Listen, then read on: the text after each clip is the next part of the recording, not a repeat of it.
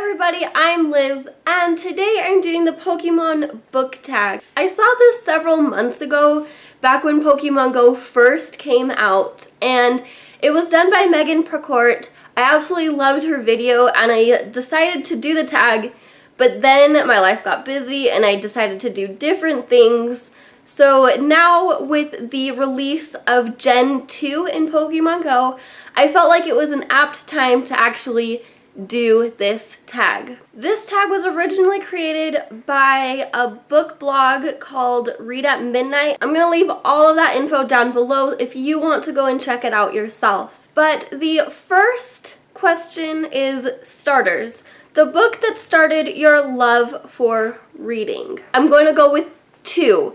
The Goosebump books by R.L. Stine that sparked my reading as a child, and then Twilight by Stephanie Meyer that really amped up my reading and made me decide to read different books as a teenager. The second question is Pikachu, an iconic classic that you'll always love. As much as I want to go with Harry Potter because Harry Potter is life, I am going to pick Frankenstein by Mary Shelley. This book was such an amazing classic and an amazing introduction to sci-fi for its time period. And she was the woman that started it all for women authors, which is just fantastic. She really stepped up the bar and made it so that women could write things other than the contemporary romance style of books. Question 3 is Zubat, a book you lost interest in because it's literally everywhere. And I feel like this one probably should have gone more to Rattata because I'd rather catch a Zubat than a Rattata, but alas, I don't want to anger anybody, but my pick right now, probably A Throne of Glass by Sarah J. Maas. I don't think I'm gonna read that book. I don't really feel interested in it, and that sounds awful because I really did enjoy A Court of Thorns and Roses, but I was talking to my friend and he said that a lot of the things that bothered me with her writing is in A Throne of Glass, and so I don't know if I want to deal with that right now. Question 4 is Ditto, a book that reminds you of other books or tropes, but you still love it anyway. I think with that one, I'm gonna go with the Selection series by Kiera Cass. It is a love triangle mess of a dystopian where the girl pays more attention to boys than the actual drama of the political turmoil going on. And so there's a lot of tropes that people get irritated with, but because of how light and fluffy and drama-filled this book was, I absolutely loved it.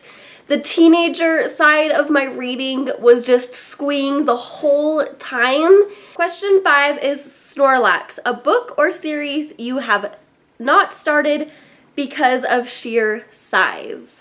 I think with that one, I'm going to go with The Mortal Instruments by Cassandra Clare leading in to Lady Midnight. I'm afraid to start it because it's so long. There's 6 books, and then Lady Midnight itself is over 800 pages long. That is so immense that it terrifies me. I don't want to actually start reading it, especially because I know that the first books in the Mortal Instruments are very catered to younger readers.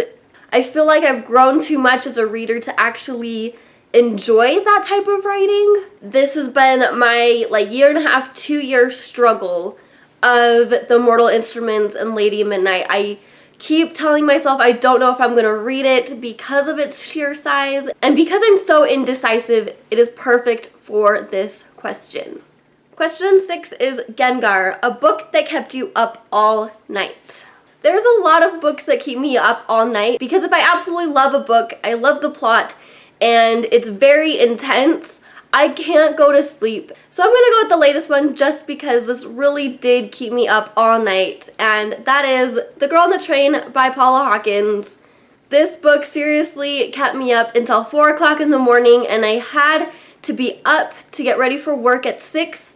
It was an awful 12-hour shift, but it was totally worth it because this book was just so amazing, and the characters had so many issues and so many problems, and the mystery was super intense. I just absolutely couldn't get enough of this book.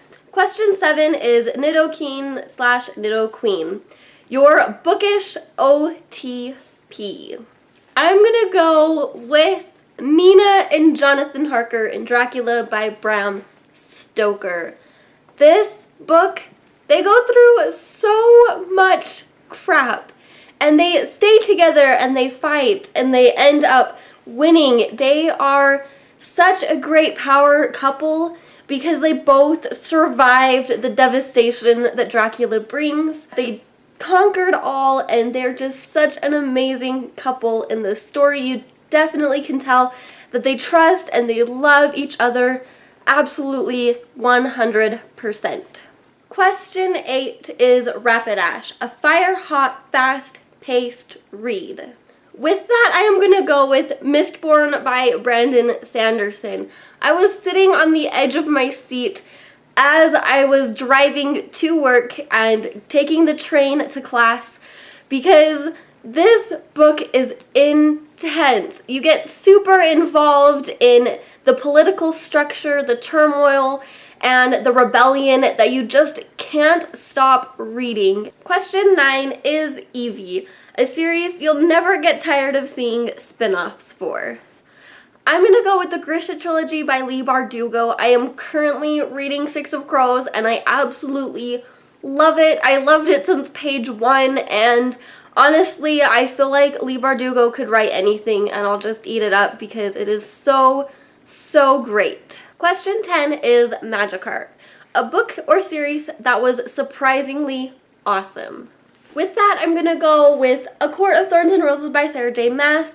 I wasn't expecting myself to really like this book. I know I heard amazing, really good things about it. It was fairly overhyped, but sometimes I don't really agree with the masses. And so when I liked this book, I was pleasantly surprised, especially because I only read it in 2 days, and that doesn't really happen to me. Question 11 is Legendary, an overhyped series you're still excited to read. And that is Cinder by Marissa Meyer. I know I haven't read this book yet, and it's such an overhyped series, but this is actually one I'm really excited for because it's a fairy tale retelling, and also because this is sci-fi infused with like androids and aliens and animatronics and all this other cool stuff that I just want to read this book so bad, and I feel ashamed that I bought this book about 1.5 years ago. It's probably getting close to 2 years, and I still haven't picked it up. So I'm a bit ashamed with that, but I'm also really excited for it, and I know I'm going to start it really soon. Question 12 is Mew and Mewtwo, a collector's edition you wish you owned. Alright, so this isn't exactly book novel related, but it is a book I really want, and I believe I'm actually getting it for my birthday, and it is this beautiful book about the making of Pan's Labyrinth by Guillermo del Toro. It is so beautiful. I absolutely love everything that is in this book, and so I'm pretty sure my husband's getting it for my birthday. And so my second choice, a signed copy of my Harry Potter and the Sorcerer's Stone, and have it signed by J.K. Rowling herself. I would probably die of happiness if I ever was able to do that. Question 13 is Pokey Egg, a debut novel you're very excited for. With that, I'm going to do See What I Have Done by Sarah Schmidt. She is actually a German author. However, this is her first American debut novel, and I am so excited because it's a reimagining of the Lizzie Borden murder cases and trials. Question 14 is Lure Module, an auto-buy author. My auto-buy author is definitely Gillian Flynn. She wrote Gone Girl, Sharp Objects, Dark Places. Love her writing. She is so dark and twisted, and I just love her stories so much.